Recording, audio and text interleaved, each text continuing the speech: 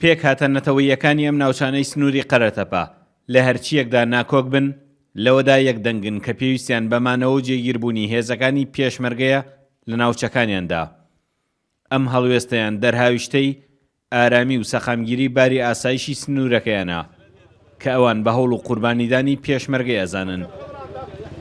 دیارە لەو کاتەوە کە داعش هاتێسە منتەقەکە زیاتر خەڵکەکە ئێمە لەگەڵ برادرانی سنەیە و برادرانی شیعی قسەمان کردووە، هەموو پێکهاتەکان لەگەڵ شێخەکانیانە، هەموویان گەرەکیانە هێزی پێشمەرگە هەموو ناوچەکان بگرێت. وطالب ببقاء قوات البيشمركة في قارتبة لأن هم اللي ضحوا بدمائهم من أجل داوای مانەوەی پێشمەرگەکەم لە ناوچەکەدا چونکە ئەوان گیانی خۆیان لە پێناو ئێمەدا بەخشیوە.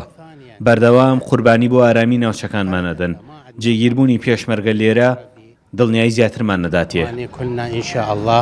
خەڵداوایەوە کا بمێنێتەوە. من یەکێکی خۆم وەهەزار هەتا عەرەبەکانیش داواکەن. داوایەوەکەن بمێننەوە پێشمەرگە بمێنێتەوە. قسەی ڕاستگەرەکە پێشمەرگە باشترە لێرە. کە وەختا پێشمەرگە ئەمرانەیە پارست قێتی ئێرانێک کەس لە هۆڵیان نیوە.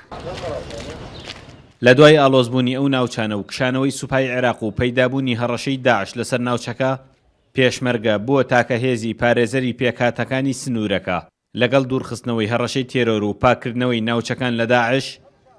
ئێستا پێشمەرگە دۆسیەی ئاسایشی بەشێکی گەورەی ناوچەکەی لەدەستایە، نایەوێت لێی بکشێتەوە.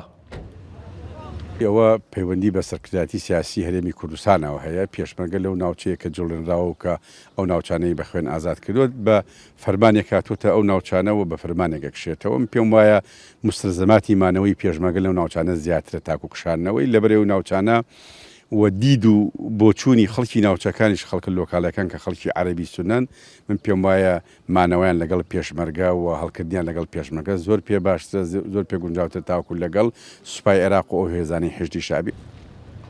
پێشمەرگە بۆ پاراستنی هاوڵاتیانی ئەو ناوچانە و دوورخستنەوەی دەستی تێرۆر لە سنوورەکە زیاتر لە 50 شەهیدی بەخشی. دواپەیامی ئەوان ئەوەیە لە پێناو مانەوە و سەقامگیری حەمرینی دوا سنووری وڵاتدا ئامادەی خوێنبەخشینی تریشن. سامان کەریم، کورتسات نیوز،